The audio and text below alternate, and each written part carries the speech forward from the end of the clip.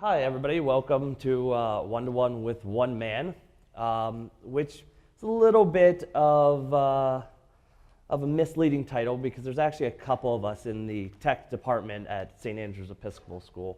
But this is how one man, it really just takes one man to manage a whole lot of devices. So I'm Bob Gendler. I'm the one-to-one coordinator at St. Andrew's Episcopal School, also the Apple Platform Engineer, or the APE. Like a lot of us, we have a lot of interests outside of just computers. So we want to spend a lot of time doing those activities and not have to spend all of our waking hours focused on laptops or technology. Some of my outside interests, powerlifting and bodybuilding, for example. So these are things that I want to spend time on. I don't want to spend time like this guy. Or maybe you do want to spend time like this guy, doing whatever wiring projects. So anyways, who here is from education? How many people are from education? So all right, good. And a lot of people already with one-to-one programs. Anybody planning on deploying one soon, or everybody already has one? So one coming up soon, I guess. So I guess we designed this one-to-one program to end the dependency on laptop carts. We also wanted everybody to exist on the same platform because before that, it was a little bit of a laptop cart, and then people would bring their own laptops as well, just because they didn't really want to use the school ones. There was no set policy. We also had to design something that fit our school culture, because we're a very actually hands-on school. We needed something that we could completely manage. So what is in our one-to-one program? You get a 13-inch MacBook Air, and hopefully Apple will keep making MacBook Airs for a long time. They live on a 3-year rotation to match the Apple Care. We provide a case and a sleeve because we want the computers somewhat protected. They have subscription to Microsoft Office 365, Adobe Creative Suite, and a handful of other software licenses just included with being at St. Andrews. Also, we back up the students' desktop and documents with CrashPlan Pro E, and we filter them with OpenDNS Umbrella client because we were required by the higher-ups of the school to have on and off campus filtering. We also didn't want to proxy all the traffic back through us because it becomes a nightmare, really. So we went with OpenDNS's filtering. We use Dino on the laptops so that the teachers can actually see what's happening on the students' machines, as well as lock them down to a specific app or website. We're a Google Apps for Education school, like probably everybody in this room. We back up that with Backupify as well. So why this model where we provide the laptop versus a one-to-one purchased by the family or a BYOD? Like I said earlier, this fit our culture at the school. We're very hands-on, somewhat providing culture at our school. We also didn't want families that have less money to feel like they're treated less, I guess, if you will. Everybody gets the exact same. A rich family can, if it was a BYOD thing, would buy the latest and greatest MacBook Pro, while some families would struggle to actually just get the lowest model. So we wanted it uniform across the board, so that way there was no problems with economic challenges like that. We also didn't want to do a BYOD because it's kind of like herding cats in a sense. Like there's no management for us, right? There's just chaos. And this is actually looks like these cats are somewhat herded, so Yeah, that's kind of how it is. It's a somewhat a BYOD, yeah. So things to consider, that we had to consider right off the bat was power, because now we needed power in every classroom. We needed a stronger backbone. We needed a better wireless system, the cost of damage and repairs, and parental concerns and communication to the parents, because this is a lot that was happening. Our backbone is constantly getting upgraded because technology, basically, in fact, this week, while I'm away, we've had all of our wireless access points replaced with 802 AC access points. And we realized that this is to have a successful program, to be able to do it with less management, we have to keep investing into the program over and over and over again. So where do we begin? So I get pallets of laptops, and the one thing that I cannot automate, the one thing that does just take up loads of my time is unboxing, labeling, shelling, and sleeving. If Jamf or Monkey or somebody could figure out a way to automate that for me, I would be, I'd be in love with that. That would be the best. So don't underestimate the time that this process takes, because this will eat up the majority of your time. So as you can see, pallets of laptops to stacks of trash. So be nice to your maintenance people as well. And stacks of $300,000 of laptops. And it gets to this. That one kid is really excited. I don't know what they were doing.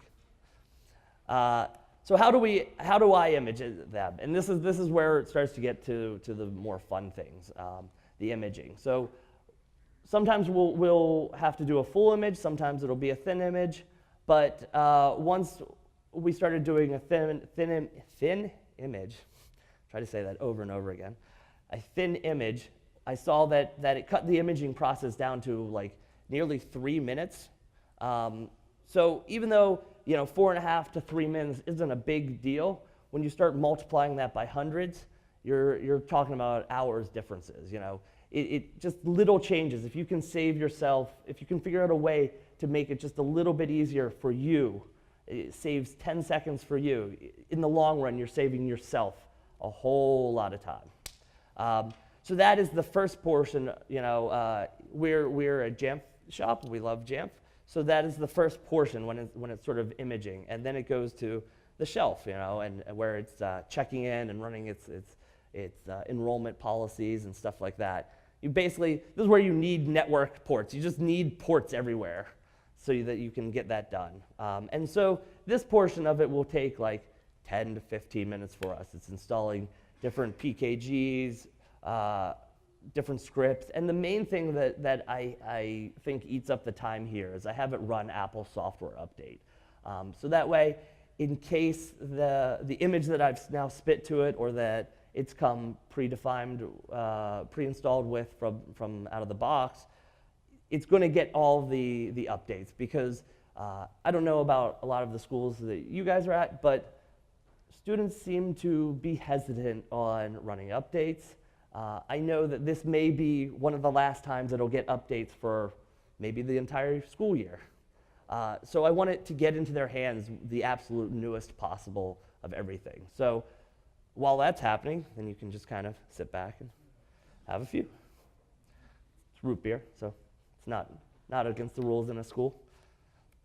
So the very first year, though, and like everybody, we went through a process over time. And the very first year, I net booted it over a USB Ethernet adapter and went into a net boot. I don't even think there was an AutoCasper NBI thing that would like nicely create a net boot image for you. So I had to create a net boot.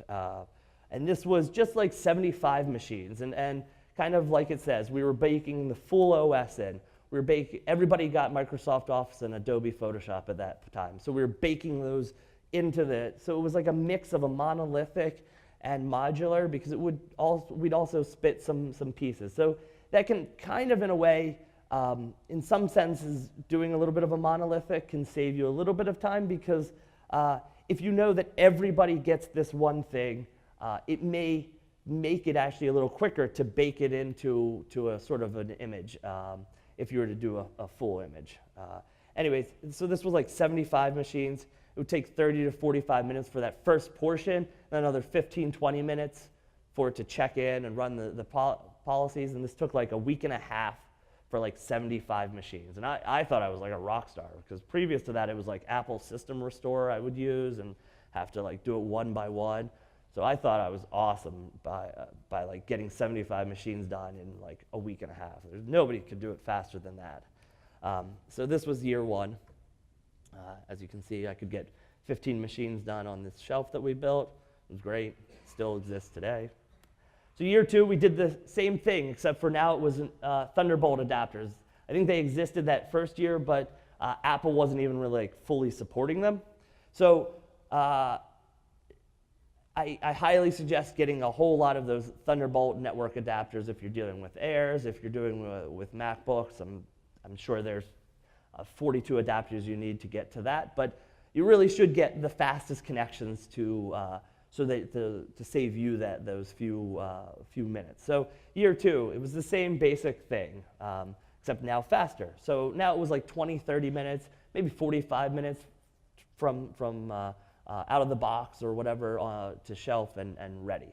And so my goal here was obviously just to get it a little bit faster. I didn't really like get too much else. But year 3 and 4 is when we really started to speed up things. So Jamf has the ability, and Monkey I'm sure has something very similar, where you can do a local distribution point. So I basically cloned our distribution point to some Mac Minis, as it says here. We pop some SSDs in, which are super cheap. So if you're going to go a route where you have to image large amounts of machines, do it this way. Get yourself some Mac Minis, maybe some like 2011, 2012s. Pop in some SSDs, and you can create a local distribution point, do target disk mode on a machine, and spit it out in a lot faster. So now we're talking 8 to 11 machines, and we're just refreshing from a few, where we were adding just like 100 machines. So this time it took like about a week or so, and so I'm thinking this is great. 100 machines a week, a couple hundred machines in a week. Like once again, can't get any better. But as you saw, it got faster because I was putting less on the machines. There were less packages, less everything, basically. It was a lot more modular, but still partially monolithic. And yeah, 8 to 11. Year 5 is when things got really fast. That's when we started doing thin imaging. So thin imaging, for those that aren't familiar with it, the operating system is great how it is. There's no need to replace it, basically, and you're just pushing the packages that you need onto it. And that changed life. Things went to 2 to 5 minutes or so. I also started relying a lot more on having the user, having the student install things instead of pre-installing everything. So now we're talking 2 to 5 minutes. There was like 300 machines last year. I got it done in like 20 hours or something. So it was pretty amazing how fast we got through all of them. And so what kind of things do we still install? That's pretty unreadable-ish, but if you can see there, the majority of those packages are just printer drivers. And why are we installing all these printer drivers? The students at my school are not admins. So if they take their laptop home and they plug in random printer X, I want it to have the ability to work. I want them to be able to use their laptop anywhere they are. So we had to pre-install basically every printer driver there is at that point then. So other things that we're doing here, there's a couple of different scripts. One that marks the type of image. So is it a student? Is it a faculty machine? Is it a staff machine? And that makes it a lot easier when I'm going into Jamf to find machines. I can do a search because now I may have an extension attribute that reads based off of what machine it is. So a lot of these type of little markings on the machine will help you a ton when it comes to finding machines, counting machines, or scoping things to machines. We bind to AD. Other scripts, I bless the system or whatever it is now. I don't think it's blessing the system as of like 10, 11. But we found previously sometimes machines would leave us, boot up, and or after the first restart not be able to find the startup volume. So these were problems that I realized I could quickly fix right at imaging. So that's another thing. I disabled the setup assistant and sort of block iCloud. And why do I do that? Students, for the most part, get really confused if you get a prompt about like iCloud login. They think it's going to be their student ID. I realized that to solve the problem of those questions, just get rid of it, basically. We enable remote management for our machines, or for our admin account, I'm sorry. Set the location and time server because machines out of the box seem to think that they're from Cupertino.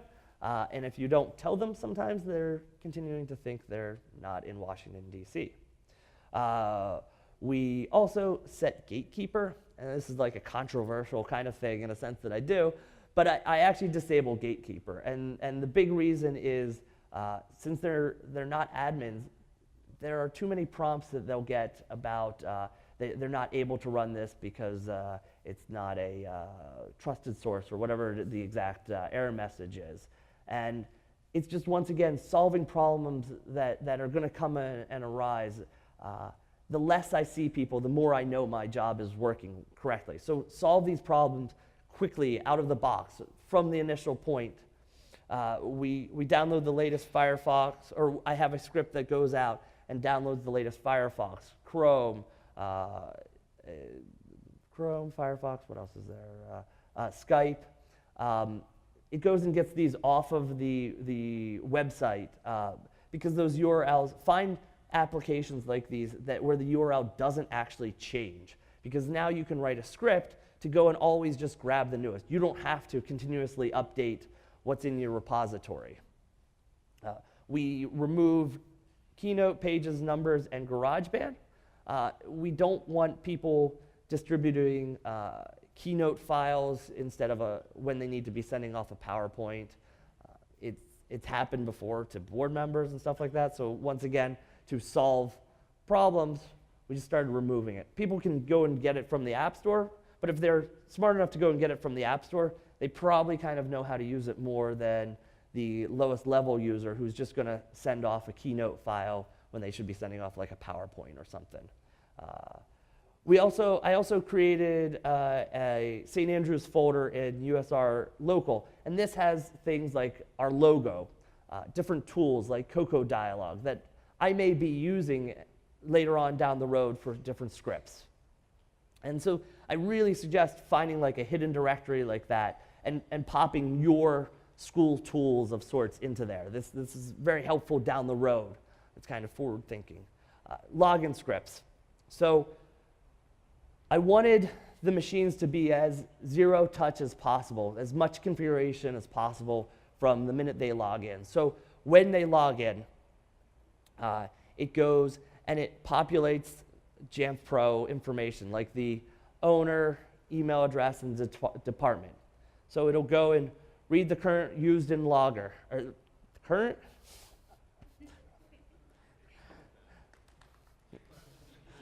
It'll read the current logged in user. There we go. get that, go up to AD, tell me, tell me information about them, maybe groups and stuff like that.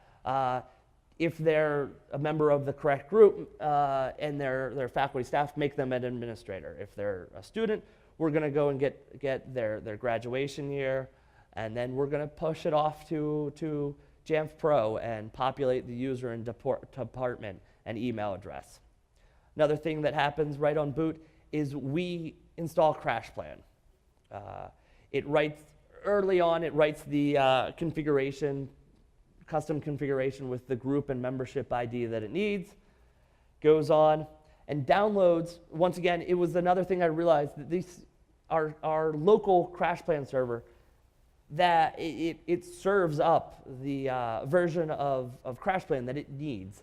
So I just created a script that goes to our CrashPlan server and downloads that DMG, mounts it, and distributes and installs it. So it installs CrashPlan with an Apple script. It launches it, hides it. It needs to be launched for I don't know how long. It seems to be like about 15 seconds, and it seems to activate itself with the current user, and then it'll quit itself. And this is instead of having to walk the student through, all right, log in, let's go and install CrashPlan, let's launch it, let's put in your username, password. It does all of this automatically. So saving not just the user, but saving you time from having to either walk a room of people through it. And as you know, since it seems like you're all in education, trying to get all of the students to do something at once is nearly impossible. And things as simple as that should take a few minutes would take 10, 15 minutes maybe. So log out scripts. So on their first logout, it installs OpenDNS.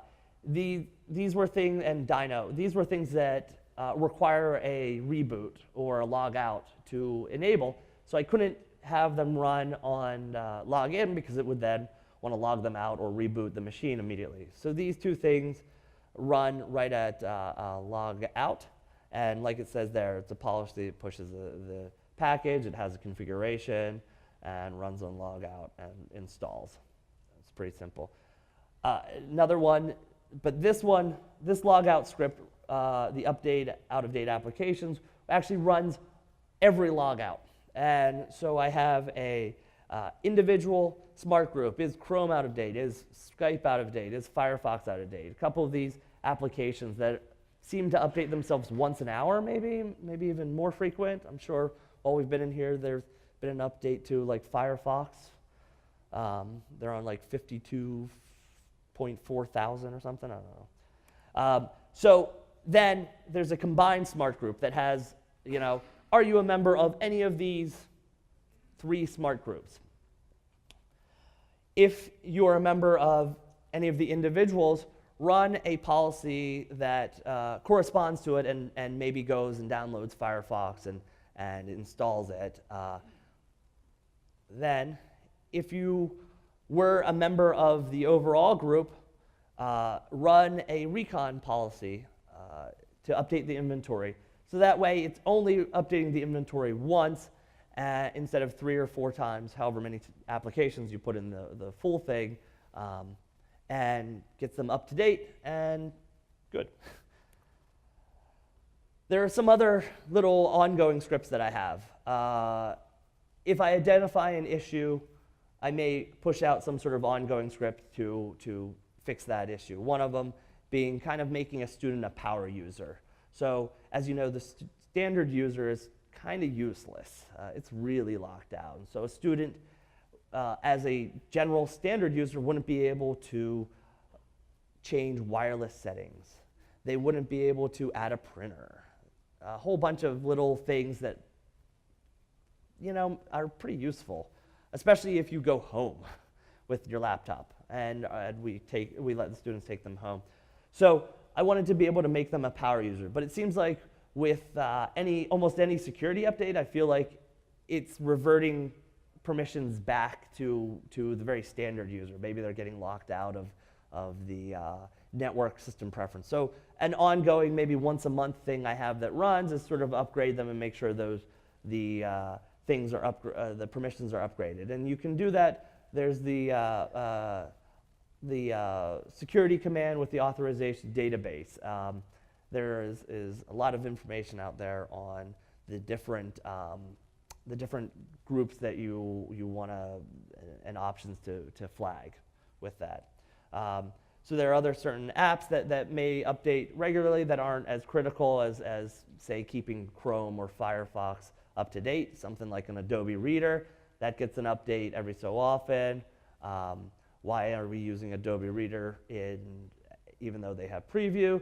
And because Montgomery County Transit releases PDFs that won't open unless it's the absolute newest Adobe Reader for some reason. I don't know.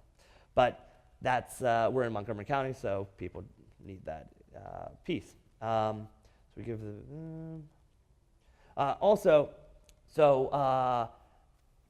we have a guest Wi-Fi at the school, and students seem to think that somehow that this guest Wi-Fi will get them more access.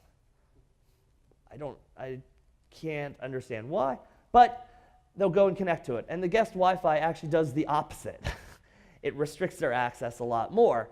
It's a filtered network. It has bandwidth limitations, and it can't talk to any internal resources like printers. So students will come, I realize this, and they're like, oh, I can't print, and I realized they're connecting to the guest network. And so this was another ongoing issue that I realized this could be fixed with a script. It's going to take problems off of my hands and make it easier for me. So there's a script that goes and reads who or what network they're connected to, or if it's in the preferred network, and gets rid of it. The other thing is sometimes if they haven't restarted or logged out in a while, CrashPlan seems to get a little bit forgetful and maybe stops backing up. So I just wrote a quick thing that unloads the engine, deletes its cache, and reloads the engine. And so this will get CrashPlan backing up fully again. So these are just issues that I saw going on and tried to come up with solutions for them.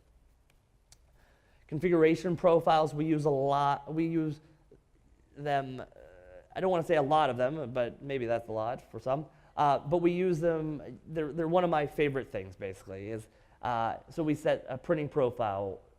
Once again, another way to make sure that they're able to add printers at home or remove printers, things like that. There's settings in there. We use a login window to customize that. We use an 8021X so that they're connected to the Wi-Fi at the login screen. So once again, that zero touch. They get that fresh machine basically from us and can log in wirelessly and rock and roll. So I skipped over Chrome. So we use it to customize Chrome, and again, it was another issue that I saw that could be solved with a setting. Students were using a VPN extension in Chrome. I don't know if that happens in any of the schools that you guys have. I see a head shaking, so. So the VPN extensions can be blocked. We didn't want to block all Chrome extensions because it's a little heavy-handed, and there's some pretty useful ones. But we wanted to be able to block VPN extensions. So I realized that you could block individually, unfortunately. So every so often, you just got to go and find the VPN extension, add it to a blacklist, and upload the Chrome custom setting configuration profile. You can also switch Chrome's default printing, which caused issues. Chrome's default doesn't use the system printing dialog, and so people are having problems printing to some of our copiers and not having the options. We use it to set a Safari preference or two, mostly because I like the delete key to be backspace, so I want that on everybody's machine. I also use it to configure Microsoft Office 2016. We don't want people using OneDrive, and Microsoft seemed to think that by default everybody should be, so just switched it to local save. So I rely heavily now on self-service. We used to bake, like I said, and you saw, we used to bake Adobe Photoshop and everything into that image. We used to bake Microsoft Office. Almost all of this was there initially when they would boot up the machine. So self-service is critical to making your job easier. Maybe you're putting a fix in there. Maybe you're putting software, whatever it might be. And I know that Monkey also has an equivalent to self-service. So we put the Adobe Creative Suite there, in there now. We put Microsoft Office in there now. iMovie, so that it would install through a VPP and properly be licensed. Full GarageBand.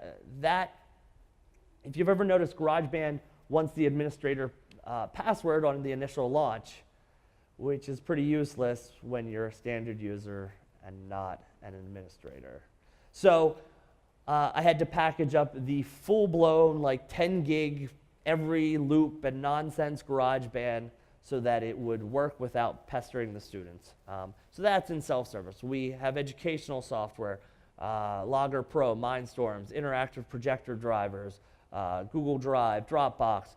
I put Audacity. In Audacity, we needed the lame libraries so that people could export to MP3. So these are tools, some of these are tools that they could actually just download and in their drag and drop application so they could run, but some of them need extra configurations. So once again, it's saving time and making it easier for you, or less people coming to you for how do I do this, or how can you install this. So the lame libraries for Audacity for the MP3s, you know, that was a PKG that needed to be installed post-installation. And it also actually needed a script because for whatever reason, and I'm not sure if it's an Apple thing or whatever, but the library that installs the MP3 libraries into is not readable by a standard user. I think it may even only be readable by root. So Audacity claims it's not installed when it's completely installed, but it just can't read where it's actually installed. Google Drive and VLC are two things that we have in self-service. And once again, things that I didn't actually put into our repository, things that I realized this URL never changes. So find these types of software and write a script that will go and get it. It'll save you time because now you don't have to update things in your repository. Also keep the startup page of self-service simple. So that way, if there is something major, something that you really want people to use or install, it stands out. So these are things, you know, the library color copier is pretty important for people to use, and Microsoft Office is a major thing too at the school. So major system upgrades. So a lot of one-to-one programs, you may collect laptops over the summer so you could do upgrades. You may just never do major system upgrades. Everybody has their own way of doing it. But a big thing that was pushed in ours is that we wanted machines to be up to date. We wanted it to be a selling point that we have, you know, up-to-date operating systems and computers and all this stuff. So we had to find a way. And I didn't want to have to do really all the work of upgrading 500 plus machines by myself. So the old way that we did it was I would have to create using create OSX install with first boot, and we would have to pre-package Java, and I'd pre-package Flash into that package. It would cache it on the end user's machine. With an extension attribute and a policy, it would check to see, is this cached properly? If not, let's try it all again. So it was find ways to build sort of logic with policies and smart groups. If correct, show the self-service upgrade, ask the students to do it, use smart groups to check compliance. Pretty simple. Apple, though, changed that with Sierra, which actually made life a little bit easier. So I I don't know if people are aware, but there's the Start OS install command now, which is inside the application bundle for the Sierra installer. And it was a way to hands-off install the operating system and to do it in a way that made this so much easier. So I could either distribute a DMG and have that pushed to the machines, or with a VPP, purchase as many as I needed and have it start showing up on the students' laptops. We decided to go this route with the DMG because even though we have a caching server on campus, that would be everybody's machine probably more or less getting the installer at once, versus this we were able to fine grain like this department, this grade level, this. So it was a way from keeping the network from more or less, I don't want to say crashing, but coming to a halt, because 5 gig package to 500 plus machines at more or less once is not good for performance. So it would cache on the end user's machine, use smart groups to check compliance, show the self-service upgrade button, ask the students to upgrade, and use smart groups to check compliance. Now, what happens if we release it in, let's say, February, we tell all the students that it's there, send out some emails. Some of them were excited because they like upgrading. And what about 2-3 months later down the road when they're not doing it? So with Cocoa Dialog or with the Jamf helper, you can start annoying students to do things. This way, once again, it saves you time. You don't have to go chase down students to do it. So as you can see there, we were able to, with the Jamf helper, I was able to do that. Now, once again, with this though, to save you time, think of what problems might occur. So the things that might occur, they might be low on storage space. They might be low on power, because you don't want it to run out of power in the middle of a system upgrade. That probably would result in a not so working computer, and it would probably result in them having to come back to you. Maybe it's actually already installed and it just hasn't updated the inventory yet. So it's not everything isn't caught up. Maybe it's actually not cached on the machine for whatever reason. So just I had to run this last night on mine.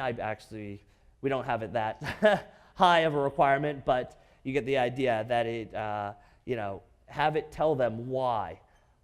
Information to the student on why it failed is helpful. Maybe it's power. And once again, I had to just kind of run it and get the dialogue. Figure out what threshold you would want that at. Maybe it's already installed. Maybe it's not cached. Or maybe it's about to install then. So other uses for Jamf Pro. At the end of the 3-year cycle, because AppleCare is out, I don't want this computer on our campus anymore. The students have paid a technology fee, and so we realized that they're going to get, they paid a technology fee, and they're going to get handed a new machine anyway the following year after the 3 years. So we give them the option to actually buy out their machine. And so how do you get all of your stuff off of it? Once again, you could sit there and go in and uninstall pieces and just take your time and eat up a lot of time. Or you could make scripts to do a lot of that for you. So I came up with a sort of D. St. Andrew's Eyes script, which removes the Active Directory binding. It removes all the licensed software basically from us. It removes Crash Plan, and finally removes the Jamf framework. For a little while, we were able to actually, sorry, guess I scared the kid. we were able to actually like have the laptops themselves be secure testing by having it disable spell check and a handful of other things through a script. You would push the self-service policy, or they run the self-service policy, log out, log back in as testing. It would, like I said, it would disable spell check, maybe put them into Simple Finder and just launch text edit. Fortunately, due to SIP in the last few years, spell check is under /system library, so I can't really do that. So now we have to have an older cart of machines that were imaged without SIP enabled so that we could actually have like that type of situation. But we did have secure test taking right on the laptops with a policy. We were able to use Jamf Pro to find missing laptops because it reports an IP address. We can know, where it's found. And in the same way, that was actually used to solve a crime. So a family's house was robbed. Their cameras, just everything stolen, computers, whatever. This was before we were putting a firmware password on the machine. And so the criminal booted up, added their own account, but didn't realize that this machine now checks in and tells me the inventory and tells me the user and everything like that. So it gave me an IP address. He created the account with his name. And and we were able to actually remotely then install something that like made the webcam, even though it showed the green light, it didn't matter, he didn't realize.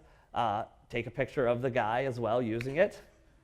And we handed this off to the police, and they told us that was 100% the only reason they were able to find the guy. And he was a career criminal, so it was like basically the only time they've been able to really fingerprint him with the crime. So maybe your scripts and your system there can be used for other good as well in that sense. So I keep mentioning all these great scripts that I have and extension attributes and everything. So I created a GitHub recently. So please be kind when looking at it. I will admit that I am not a Rich Troughton. I am not some of these guys. It may be the worst way to do something, but it gets the job done. So I'll pull up some of the better ones here in a few moments, and we can kind of run through them if there's time. So that's my GitHub. There are also a lot of great resources. So this conference is a fantastic place. It's a fantastic resource. Make sure whatever you can imagine that you can do, you can probably do, or somebody else has done. So with that, take that information and find a way. Have a strong Google foo so that you can find what answers to the questions that you have. And all of these different people, I've gone to their websites, the Slack channel, found answers. The resources around you are so invaluable. Make sure that you use them, And so here's the feedback URL. So thank you. Like I said, I'm going to pull up a couple of the better scripts here in a moment. But or if anybody has any questions, let me get you this. So I have a question and possibly a follow-up, depending on what the answer might be. And probably actually, just a note, be cool part of the presentation if you were able to acquire the mug shot of that guy. Yeah. I don't think I actually have it anymore, but yeah. That would be great. Do you babysit or check in anything? You mentioned crash plans forgetfulness. Yeah. Do you check in to see like what their status is, if they haven't backed up for a while? Do you reach out to them? So CrashPlan is supposed to do it automatically anytime they're connected to the internet. They could be in China, they could be on the moon. As long as they have an internet connection, it should be backing up like every 15-ish minutes. That's if they're That's if you're with their cloud. You're not backing up to their local CrashPlan server. No, we have a local on our site. Yeah, I guess it's our own cloud then. Right. So if it hasn't, and if it doesn't, do you have situations where it doesn't? Like, well, I mean, you're gonna people where you're just gonna flip a laptop shut and it goes in a desk drawer, or Right. but you don't know that from your end. Yes, right. That's true. So the students, students are required to bring their laptops to school, and if something hadn't checked in for, let's say, 30 days, so that's another thing. Find ways to monitor things, like hasn't checked in 30 days. Now, why hasn't the student laptop checked in for 30 days? That would be a reason why I'd have to go hunt down a student and figure it out. I've had, a handful of times and it'll throw me off where the student actually has been out sick for for a month or something. So if it was something like that, yeah, I would have to find them. It wouldn't even necessarily be because of CrashPlan that you would see that they haven't checked in for 30 days. Right. And that may even be because they haven't restarted in a long time. And that's one forgetfulness that I haven't yet figured out exactly was if it's still running fine, but they haven't restarted, like, how do you get Jamf to come back alive, basically? And that's something that I find that students don't do a lot is restart. I think this past year I found, I think it was, the uptime was something like close to like 130, 40 days or something. And I did the math and found out it was basically back to the first day we gave it to them. Oh. And it was like in like March. I don't know how it still worked, but yeah. So that's one thing. I now have an extension attribute that'll tell me like time that it hasn't restarted. If it's not checking in, that's not going to update. But one of my thoughts is to, after let's say 2 weeks or something, have a pop-up that forces them to restart.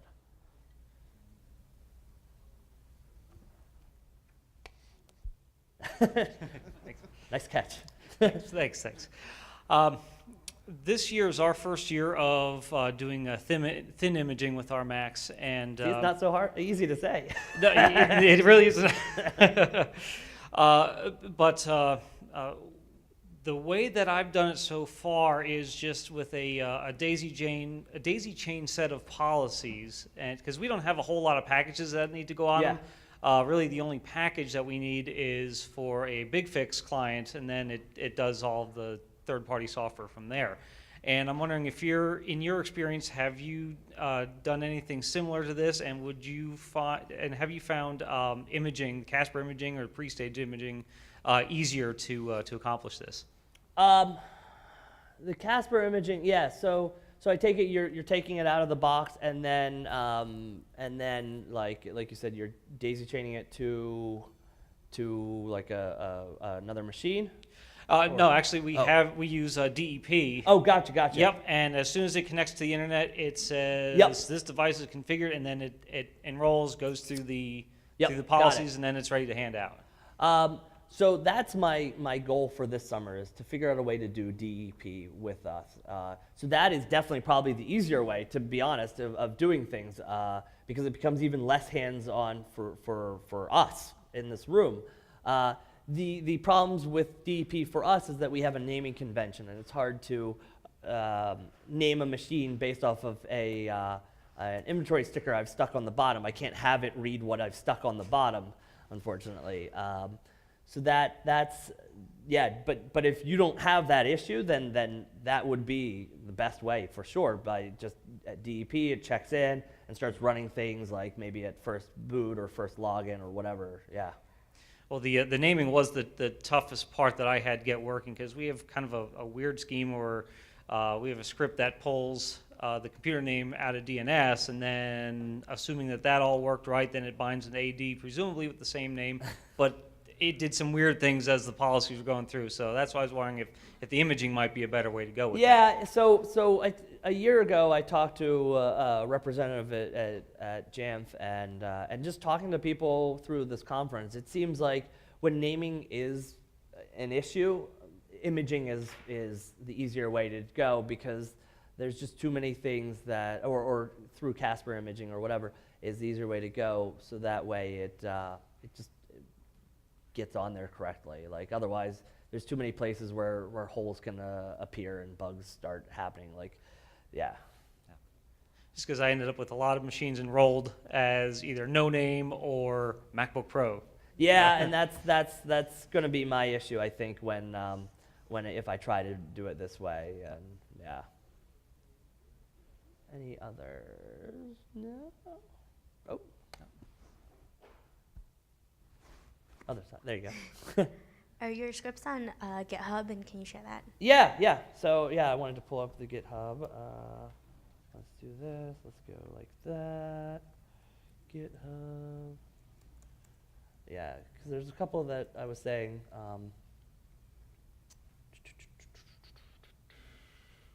Let's see, the Jamf scripts.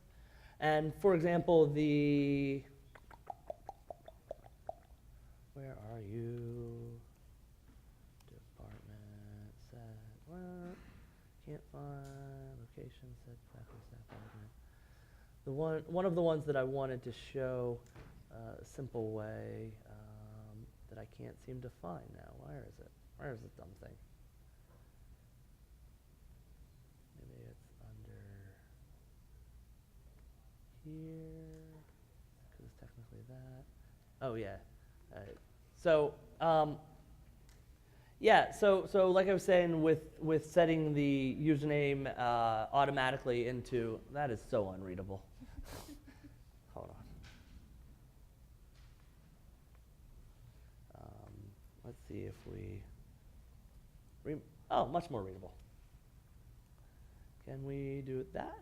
Yes. All right. Cool.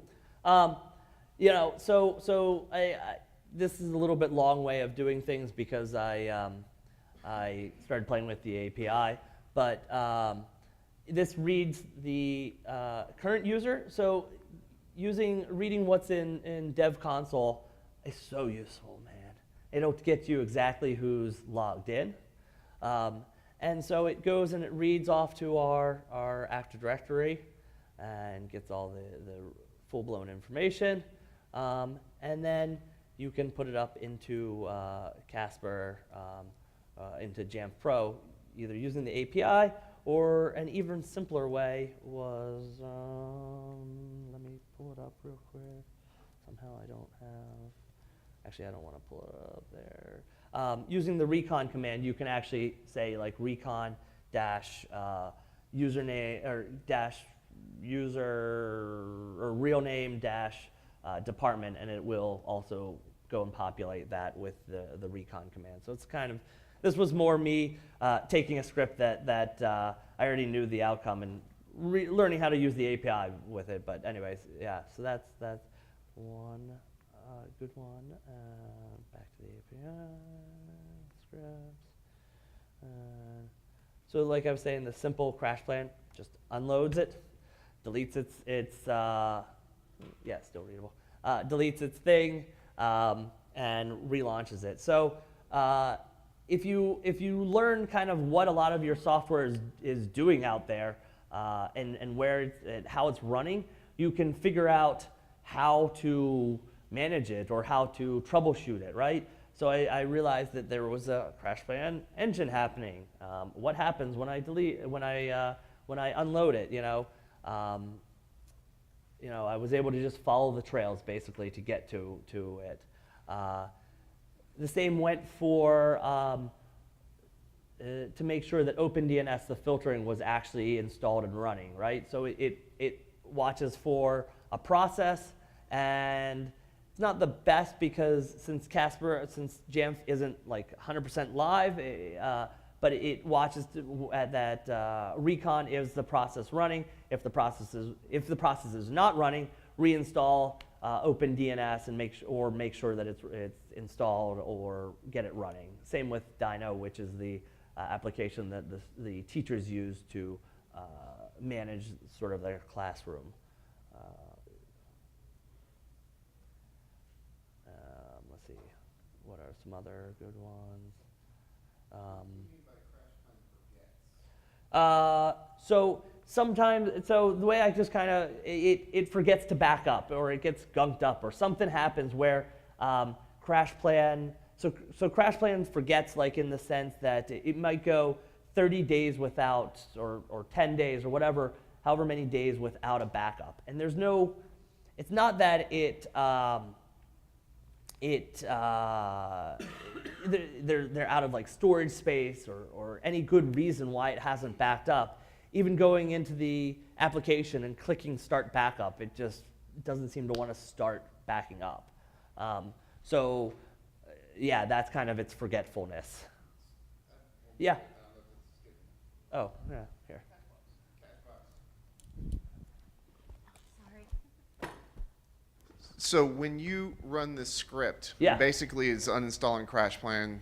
No, so it has a launch daemon that's running in the background all the time, and it unloads that so that it kills the process fully. It blows everything that's out of the cache folder, and then just relaunches that, and it goes, it basically kind of thinks that it has to re-back up everything in a way. It'll do its initialization and some of that stuff. Right, that's what I was going to say, because we run into similar problems where we call it forgetting, it just Yeah. wasn't backing up. Yeah. We'd go through synchronization all day, and then once it would reset into the next day, then it would start all over again. Yeah. Sometimes it just would not pick up. Yeah. And we basically go in and uninstall it and reinstall it, but then if it was backed up at any point, it has to start again and back up run the entire backup. Do you have a similar situation where it has to run? It's got to the point where I will just let the entire thing back up again before I even call the user and tell them to come pick up the machine. Yeah, I have not seen it do that, I don't think. It's possible that we've come across that. When you run this, Yeah. does it start creating another instance in your CrashPlan in the CrashPlan console to create a separate No. backup? It No. does not. Yeah, it's just, in fact, I'll just run it right now. It's not like, Okay. yeah, let me load up CrashPlan. When you go back in, it just starts picking up and backing Yeah. up again from where it left off. So, Okay. yeah, there, oops, that's not right. Let me take that, pop it into, actually, there, terminal, there, launch, CTL, unload. I hope I'm typing this right. Sorry, I didn't mean to make this a CrashPlan No, that's pick fine. your brain kind of thing. CrashPlan I just now. thought when you had to create a script for that, you were running into something similar. All right, so it quit the application, and it's unloading it. RM-RF. RM-RF library cache. Oops, nope, not library cache plan. Kill all that. Launch.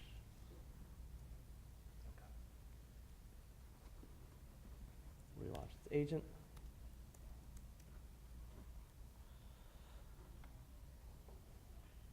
Should. CrashPlan is kind of the bane of my existence in some of the ways that it works. And as you can see, it's just doing the synchronization, and I have a lot to back up, so I don't know how long that'll actually take right now. But But it doesn't start, what you're saying is in your experience, it doesn't start from scratch after you run right, this. right. It picks up, like if you have 60 gigs and you've maybe got 10 new gigs on there, make it 70 gigs total. Yeah. It doesn't like start over and start backing up the entire No, thing from scratch no. again. Yeah, it just resynchronizes basically. Yeah. I got you. Yeah. Yeah, CrashPlan is not somebody we've been overly too happy with. It's been the bane a little bit too, but Yeah. with a little hand holding, it's been good. Yeah. And their licensing and stuff. That's a whole different It's a whole hour-long different thing. Yeah, sorry. thing. It's all right. So yeah, so that's just kind of one of the things that happens. Where was the other one that I? So like Skype, for example, like you know, that URL get Skype from Mac OS 10 is not changing anytime soon, probably.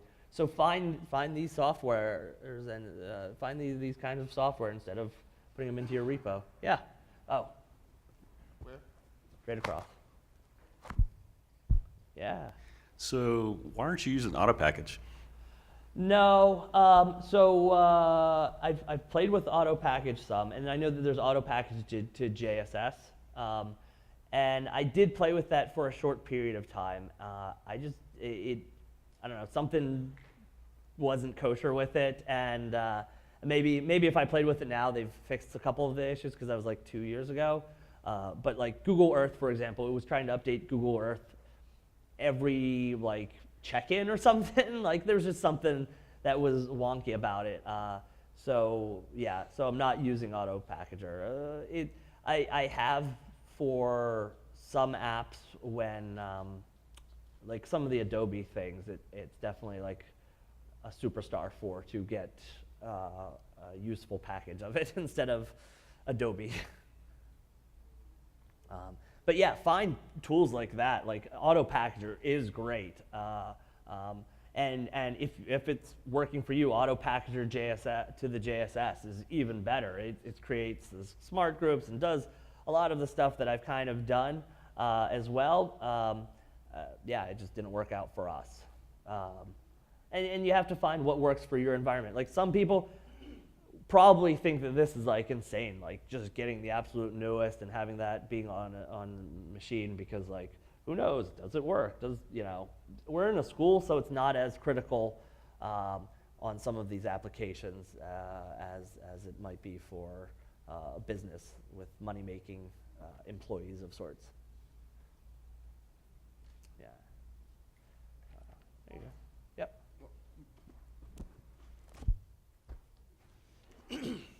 So you let your students just upgrade the OS whenever they want, whenever a new version comes out? Is that No, correct? no. So we block it from the App Store at first because they're not admins, so they can't install straight from the App Store. That's the only thing that I do wait for some testing. Usually it's by the springtime, since Apple comes out in the fall. Usually it's by the springtime we're saying, okay, here's the installer now and the script that run it through self-service to install it. So you do the testing to make sure it doesn't break any of your apps? Yeah, because for sure, like maybe even like CrashPlan is somebody who doesn't update their apps enough or something, or a Dino or OpenDNS, just to make sure a couple of these key things are going to play nice with it still. Okay. Be it a classroom app though, those are a little bit different. Like I'm not testing random graphing calculator application. That's up to the teachers to sort of know if their applications that they use are going to be are up to date. Mhm. iOS is going to be more fun this coming year when iOS 11 just probably cuts off a handful of these educational apps that haven't been updated in forever, but that's a different story. So you mentioned installing printers, Yes. printer issue. Did you consider just making your users part of the LP admin group? Yes, they are that too, but without editing, hold on, let me pull it up here. Oh, where is it? Thought it was in there. Without unlocking a bunch of the pieces of the security authorization database, they're still not able to do everything in that system preference. Where is this? Uninstall. Hold on. Let me see if I have it on the computer itself. Scripts. Unlock. No, that's not it. All right, I'm not sure. Yeah, I guess I don't have it on my GitHub for some reason. All right, I'll put it up there. But yeah, the unlock script. But yeah, they're added to LP admin. They're also added to the App Store group, so that way they can download things from the Apple App Store as well. Basically, The only thing that they're restricted on is if it requires an administrator password. So if it's an actual installer, then they probably can't install that, because I figure if you're a student, the most harm that you can do to yourself is to yourself, basically. The rest of the machine is locked down enough that they can't mess it up. And if something does, I'm just going to re-image it. It's the fastest way, generally, than figuring out what's going on. So I'm not overly too security sensitive in a lot of those things. Like I said, I kind of turn off Gatekeeper, so maybe some malicious software could end up, but yeah, it'll just get re-imaged and we'll go from there. Thank you. Yeah. Anybody else?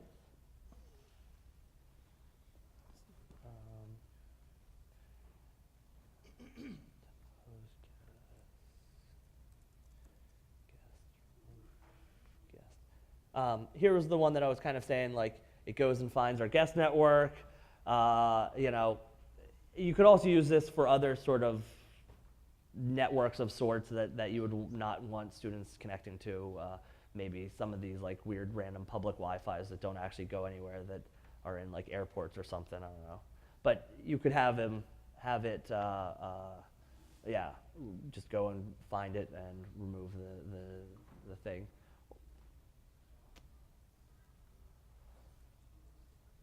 I guess that's all. Thank you very much for your time, I guess. You're all